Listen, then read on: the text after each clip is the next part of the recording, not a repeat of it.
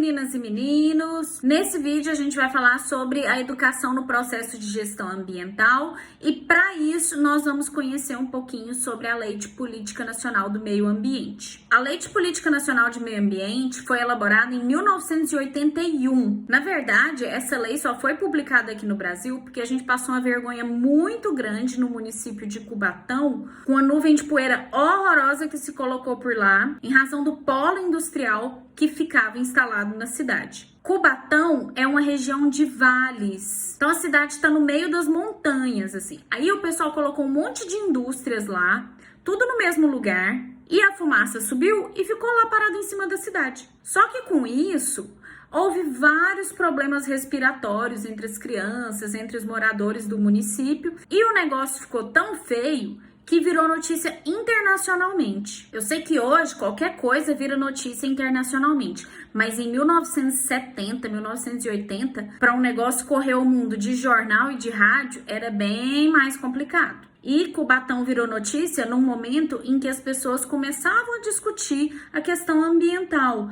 tanto que foi mais ou menos a época em que aconteceu a Conferência de Estocolmo, em 1972. Pressionado, o governo brasileiro resolveu mostrar que estava fazendo alguma coisa e publicou a Lei de Política Nacional do Meio Ambiente, que traz alguns instrumentos de gestão e a partir deles é possível o exercício da cidadania em matéria ambiental. É justamente sobre esses instrumentos que a gente vai falar nesse vídeo. O primeiro instrumento previsto pela Lei de Política Nacional do Meio Ambiente é o estabelecimento de padrões de qualidade ambiental. O CONAMA é o órgão responsável pela edição dessas normas e ele coloca diversas resoluções para tratar desse assunto. Então, você tem resolução do CONAMA para falar de padrão de qualidade da água, do ar, qualidade de som, qualidade do solo, mas isso não exclui também outras normativas. Nas cidades, por exemplo, a gente tem o plano diretor e os códigos de postura dos municípios. Lá nesses documentos, a gente tem padrões de qualidade de som, de monitoramento da água, de divisão dos espaços, de utilização do solo. Tudo isso fica lá nessa documentação de cada município. E existem também normas da ABNT a depender do lugar, da atividade. Se for uma atividade empresarial, por exemplo, dependendo da atividade, você tem normas específicas para padrões de qualidade dentro de empresas, de locais de trabalho, de igrejas, de um monte de coisa. Outro instrumento interessante é esse previsto pelo Decreto 4297 de 2002, que é o zoneamento ecológico econômico. O zoneamento é um estudo feito pelo poder público que especifica as características econômicas e ecológicas de cada uma das áreas, não só dentro dos municípios, mas também dentro dos estados e considerando até as grandes regiões do país. Cada ente federativo é responsável pela elaboração do seu próprio zoneamento dentro do âmbito da sua atuação. Então, o município faz o zoneamento do município, o estado faz do estado e a União cuida do zoneamento das grandes regiões. Esse zoneamento é importante porque a partir dele você consegue ter acesso a informações que te ajudam a planejar atividades econômicas. Goiânia foi o primeiro município do Brasil a realizar o seu zoneamento. E lá no zoneamento de Goiânia você tem análise de solo para dizer qual é o melhor solo para plantar o que em cada região do município. E mesmo que ninguém nunca vá plantar café na praça cívica, eu sei que é bom de plantar café lá, porque eu lembro de ter lido isso em algum lugar no zoneamento econômico e ecológico de Goiânia. Também foram previstas as avaliações de impactos ambientais, que são estudos que podem ser elaborados tanto dentro dos licenciamentos para análise de degradação ambiental, quanto para fomentar propostas e políticas públicas. Aí a gente tem a avaliação ambiental estratégica, tem o estudo prévio de impacto ambiental, e a ideia é compartilhar esses estudos, compartilhar esses documentos, essas informações,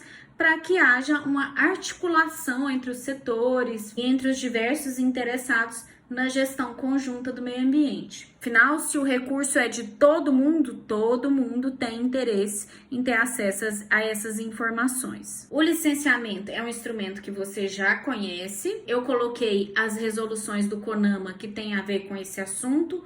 Uma hora que você se interessar, pode olhar. E nós temos também os incentivos voltados à produção, criação, absorção de tecnologia, melhorias na qualidade ambiental. Toda vez que a gente fala em incentivo, é importante deixar claro que incentivar não é ficar batendo palminho e falar assim, ai, que lindo, gente. Olha que bonitinho, tá implantando melhorias. Isso não é incentivo. Incentivo é dinheiro. É dinheiro que incentiva as pessoas a fazerem as coisas. Por isso a gente tem uma série de leis e regulamentos que visam conceder incentivos fiscais, financiamento, pagamento por serviços ambientais, isenção de impostos. E eu coloquei algumas dessas leis aí para você ter acesso. A gente tem na Lei de Política Nacional de Resíduos Sólidos, tem a Lei de Política Nacional sobre Mudanças do Clima, tem incentivos fiscais para quem quiser produzir inovação tecnológica e tem o IPTU ecológico ou o IPTU verde. Tem outros impostos verdes também, eu coloquei o IPTU porque tá mais fácil, mas tem outros. É bastante que haja uma lei que estipule o benefício para quem cumpre a legislação. No caso do IPTU verde, quando o município permite, dependendo dos requisitos que são previstos, a pessoa pode ir lá e pedir isenção de imposto, pedir um desconto. Aqui em Goiânia, a Lei Complementar 235 de 2012 previa que se você tem calçada permeável, se você tem energia solar na sua casa, se você tem aquecimento da água por energia solar, por exemplo, cada um desses fatores te dão direito a uma porcentagem de desconto no seu IPTU. Só que em fevereiro de 2020, não sei por que a nossa prefeitura resolveu entender que essa lei complementar era inconstitucional, incompatível com o sistema jurídico e que ela não poderia mais ser aplicada e acabou com o IPTU verde. No texto do decreto, o prefeito até tenta explicar lá por que ele vai parar de executar a lei complementar que concede esses descontos. Mas vai saber, né? Para você questionar, será que no seu município também não tem essa possibilidade? O que você tem que fazer? Como é que você pode contribuir?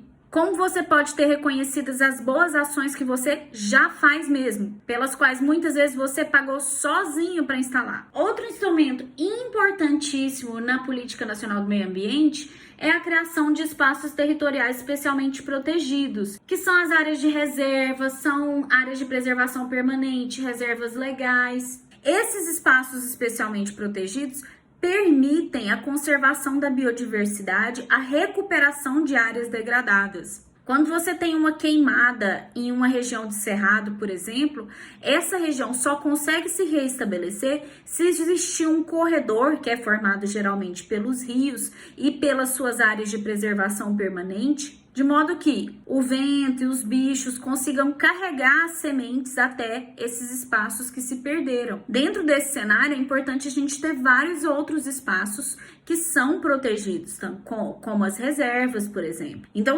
se a gente acaba com a proteção desses espaços especificamente considerados, dificilmente nós conseguimos sozinhos recuperar espaços que eventualmente se percam por desastres ou pela própria conduta humana. O inciso 7º fala do Sistema Nacional de Informações sobre Meio Ambiente, que é o SINIMA, que é regido pela Portaria 160 de 2009 do Ministério do Meio Ambiente. Esse sistema tem muita coisa para caminhar ainda, a gente depende muito da integração das informações entre os estados, municípios e entre a União, então é um aspecto para a gente ficar de olho e cobrar dos nossos representantes. Nós temos também o Cadastro Técnico Federal de Atividades e Instrumentos de Defesa Ambiental, que são as listas de pessoas que trabalham com consultoria técnica e problemas ambientais Então, se você tiver um problema, você não vai ficar procurando às cegas quem é que mexe com isso, se a pessoa tem ou não capacidade de te ajudar. Você encontra as penalidades disciplinares e administrativas na nossa Lei de Crimes Ambientais, a gente também já falou disso. E nós temos instrumentos como os relatórios de qualidade do meio ambiente, a garantia de informações relativas ao meio ambiente e os cadastros de atividades potencialmente poluidoras e utilizadoras de recursos ambientais. Cada um desses instrumentos tem as suas normativas específicas. A gente está passando eles aí mais para você saber que eles existem do que para qualquer outra coisa. Os instrumentos econômicos estão no inciso 13, mas tem disposição específica também. São a gestão de florestas, servidão ambiental, seguro ambiental e qualquer outra coisa que o poder público queira prever e queira inventar, que possa servir como forma de incentivo, como instrumento econômico, a fim de fomentar a educação ambiental e proteção do meio ambiente ecologicamente equilibrado, não só quanto à fauna, flora, mas também o meio ambiente do trabalho, o meio ambiente histórico-cultural, em todos aqueles vieses que a gente já conversou. Tudo bem? Por enquanto é só. Eu espero que você tenha gostado. Até o próximo vídeo. Beijo!